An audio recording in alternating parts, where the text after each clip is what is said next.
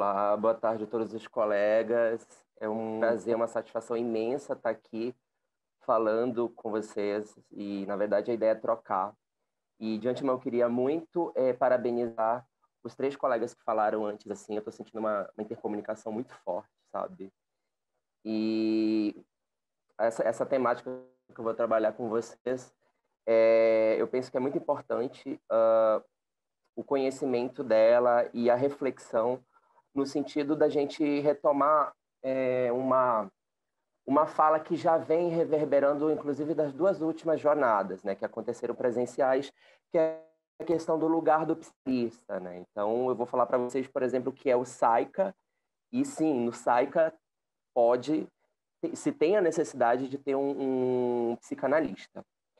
Bom, eu sou graduado em psicologia há 12 anos e durante a minha graduação em Belém do Pará, através da Universidade Federal, eu tive contato com a psicanálise desde o segundo semestre, freudo-lacaniana, a coisa me fisgou ali, eu estou falando de 2003.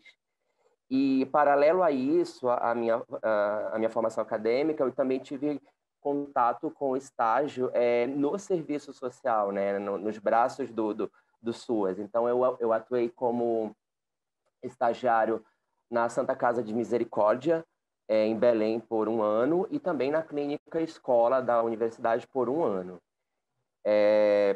A partir daí, eu fui ficado pelo trabalho social, eu entendi que dá para trabalhar além do setting terapêutico, e isso, para mim, é uma verdade. Eu sou um psicólogo que eu gosto de falar, o Ivan que eu diga aí. Mas eu também tenho a necessidade, gosto muito de desenvolver o setting tradicional analítico. Então, o tema do meu trabalho é o que o Olivan falou, né? O psicanalista no SAICA durante a pandemia de Covid-19, reflexões e considerações. O que é o SAICA? O que é essa sigla? SAICA é o Serviço de Acolhimento Institucional para Crianças e Adolescentes.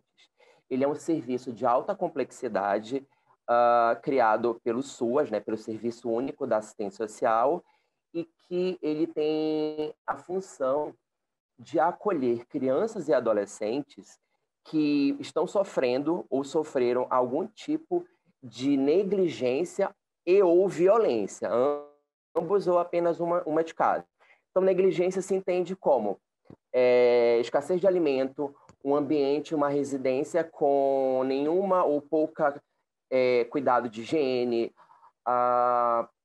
não acesso aos serviços de saúde, coisas do gênero. Então, não está acontecendo alguma coisa relacionada à necessidade básica dela, para que ela venha a ter uma vida de qualidade, né?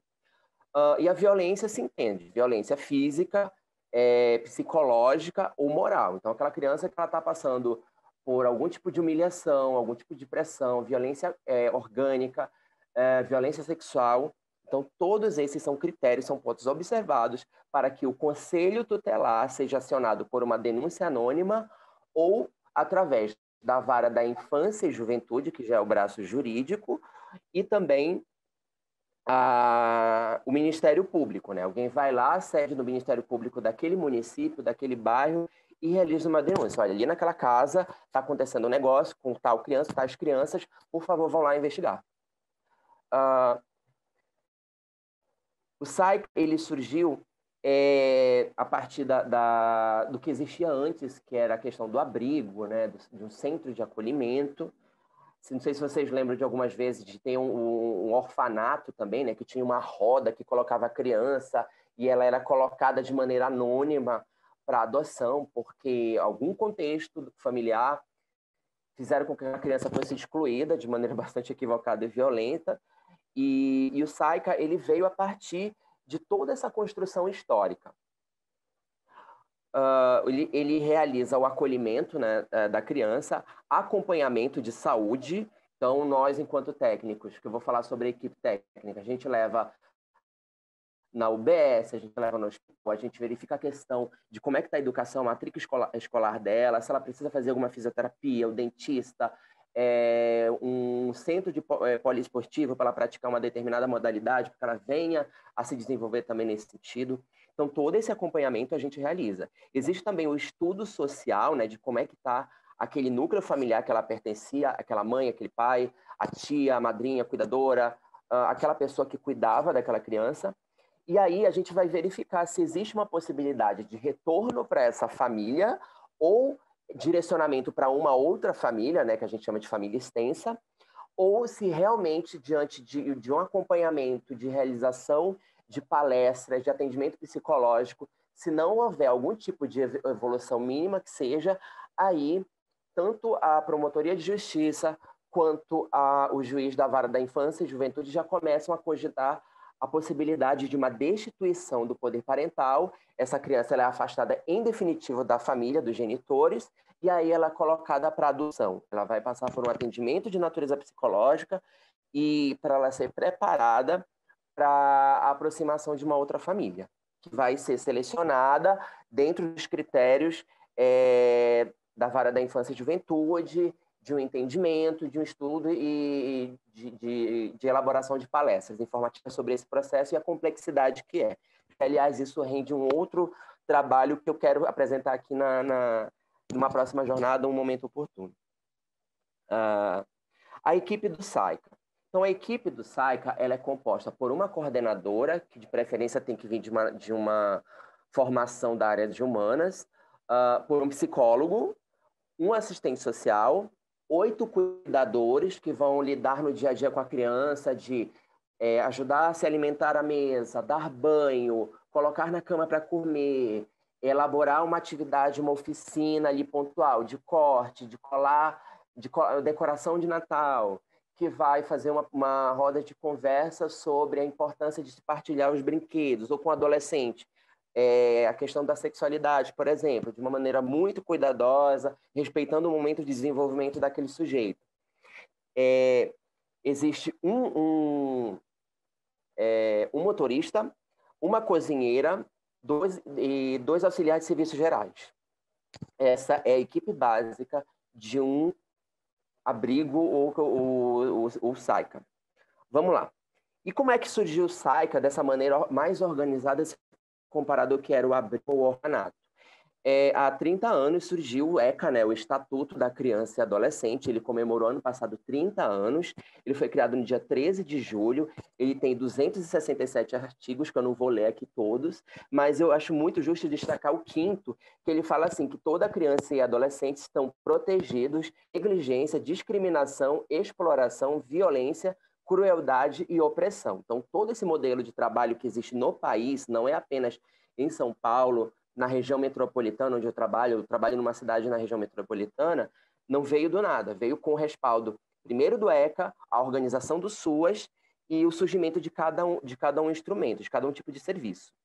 O abrigo, ele acaba se tornando, então, nesse período indeterminado que a criança vai ficar lá, a criança ou adolescente, o local de vivência do psiquismo desses institucionalizados, com a projeção de afetos nos profissionais. Então, aquilo que já acontece naturalmente no setting analítico, a transferência, a figura materna, a figura paterna, isso automaticamente também acontece, e, aliás, eu até me permito uma reflexão de que é muito forte, porque é uma casa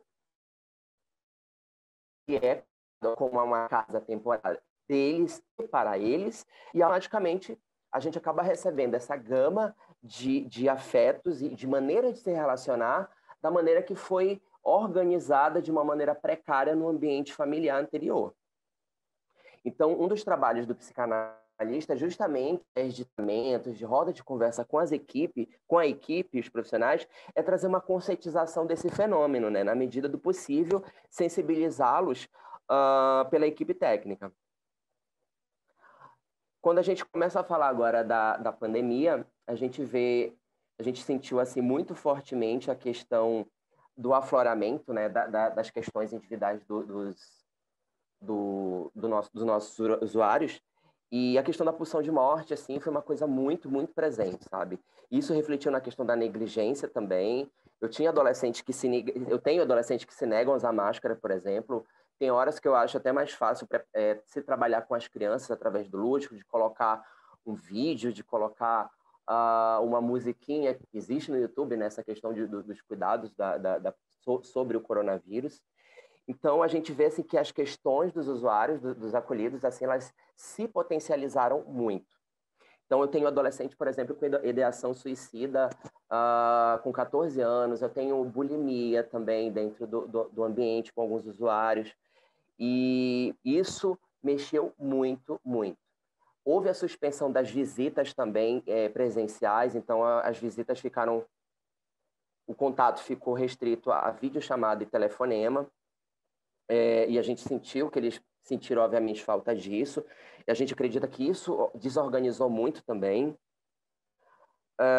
Existe a regra da gente potencializar a questão do contato em comunidade, isso está previsto no nosso código, né, de conduta, de que a gente precisa levar ao teatro, a gente precisa levar a um jogo de futebol, por exemplo, a gente precisa levar algum tipo de serviço ou de instrumento da sociedade para que ele também venha se socializar nesse sentido. Com a portaria que foi elaborada pelo juiz em março, o abrigo ele se fechou também.